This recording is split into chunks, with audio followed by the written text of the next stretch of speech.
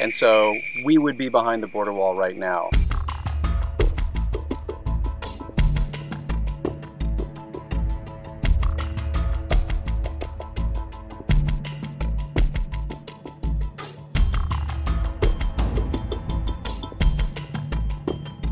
So, I mean, we're standing on the levee just south of the Refuge Visitor Center and north of almost all the Refuge's trails. This would become a border wall. This levee would become a border wall. Right next to me you have the hole, one of the holes that was drilled as a way of testing the soil and of seeing like where the water table is in preparation for that construction. When they do that, they would carve away basically the river-facing third of the flood control levee, put in concrete slabs, and then if that doesn't get to the height they want, add those big rusty steel bollards on top. If that happens, you know, wildlife is not able to move through this area anymore. Right now, terrestrial wildlife like ocelots can go up and over the slope of the levee wall. It's, you know, kind of a nice gentle slope on each side. If you put a sheer concrete slab on the river-facing side, when this area floods like it did in 2010, the animals are trapped. And you know, after that 2010 flood, U.S. Fish and Wildlife said that in areas where there were levee walls, the animals were trapped. They were finding like rabbits up in trees, you know, that are trying to get out of the water. Well, they can't stay up in a tree for 3 or 4 months while the whole area is underwater. After all the waters receded, they said that they found hundreds of Texas tortoise shells, and the Texas tortoise is a threatened species. And so they assumed that, based on that, there were probably lots of other animals that left less durable remains than a tortoise shell that also drowned and died. And so this would be a tremendous problem for the wildlife that this refuge was designed to protect. Walls have zero impact on immigration and smuggling. The Government Accountability Office has said that in 2009, and they said it again in February of this year.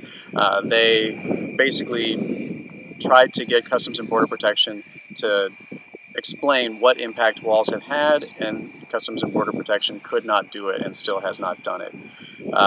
A number of academic studies have shown that walls are basically irrelevant. You know, in the 10 years since we've had a lot of border walls, the cost of drugs hasn't changed in the least.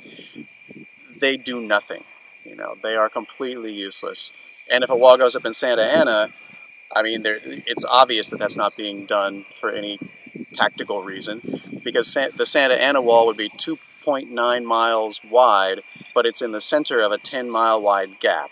So you're not doing anything when you put a 2.9-mile plug into the middle of a 10-mile wide space. The reason it would be built here is because the land is federally owned, and so there wouldn't be the need to sue people and spend years in court. It's being done here because it's an easy target. They called this low-hanging fruit when it was being done a decade ago. So the idea that this is tactical, that this does anything to protect the United States, is completely bogus. It's political. These levees have already been rebuilt. You know, when Obama came into office and the American Recovery and Reinvestment Act was passed, we got hundreds of millions of dollars to repair all of Hidalgo and Cameron County's flood control levees. So they're fixed already. You'd be taking levees that we just paid to repair and then tearing them open and sticking a concrete slab into them. So there would be zero benefit in terms of flood control. So if this levee is turned into a levee border wall, they will carve away the river-facing third of the levee and then put in a concrete slab and then probably put in big bollards. So like right here, that'll be where the wall is, and this will still be levee, and this will be a sheer drop of 18 feet or so. One of the other things that we've heard is that Customs and Border Protection also plans to create what they're calling an enforcement zone on the river-facing side of their new levee border wall. So in addition to carving away a big chunk of the levee, all of the vegetation for 150 feet would be cleared out, all the trees, all the brush that animals depend upon. There would be big lights on all night long, which is going to completely disrupt nocturnal animals, including the ocelot.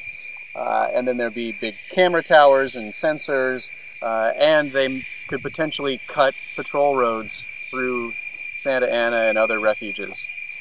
I don't know how they could possibly have access to the backside of it, short of having some Border Patrol agent sitting there checking everybody's papers when they want to enter the refuge. And if that access is cut off, or people just don't want to go through that, that's not really the nature experience they're looking for, that will decimate our ecotourism economy. Santa Ana is at the heart of our ecotourism economy. It brings in millions upon millions of dollars every year from people that fly in from all over the country and all over the world to look at birds, to try to catch sight of an ocelot. And so if that is eliminated, that chunk of our local economy is eliminated. Well, I mean, the same thing that could happen here at Santa Ana has happened at the old Hidalgo Pump House World Birding Center. That birding center was established with the idea that the really good habitat for birders was on the other side of the levee in an adjacent tract of the Lower Rio Grande Valley National Wildlife Refuge. In 2009, that levee was turned into a levee border wall. Later on, a gate was put into that border wall, and I've never seen that gate open. So even though there's a sign that still points towards that gate that says pedestrian walking trail, if you are a pedestrian, you cannot walk through that gate and get into the trails in the refuge there. So that has basically been taken away. You know, that part of our ecotourism economy has been eliminated. And if that happens here, you know, I don't know what we have left. So, you know, behind me is the levee. I'm standing on the trail that leads into the rest of the refuge. Just a little past the levee is the refuge visitor center. And so we would be behind the border wall right now. You know, you'd be able to see this 18-foot or 50-foot or however big wall they decide to build in the levee behind me, probably with the big steel bollards, you know, on top of it, making it look extra medieval. This is not the experience that people want to come here for, and it would be tremendously destructive to the environment. You know, none of the laws that would normally protect our environment or normally protect our communities apply in this case. If the Secretary of Homeland Security, whoever that ends up being, decides to build walls, they will decide to waive laws because they can't do it legally. You know, these walls are absolutely a violation of a whole host of laws. You don't waive laws that you don't plan to violate.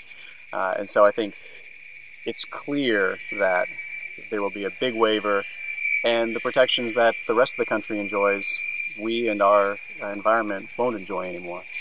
The only thing that still applies is the constitutional right to private property, and that's why federal lands get targeted for walls, and private property will get hit in a big way, but it'll take a lot longer. So they want to hit the federal land first so Trump can get a victory. The House of Representatives has passed funding for a lot of walls, $1.6 billion worth of border walls. Most of those would be in the Rio Grande Valley. The Senate hasn't. So that's where the big choke point is. If we can convince senators that these walls are useless, they're expensive, they're destructive, and get senators to vote against it, people like Senator Cornyn, then we can stop it.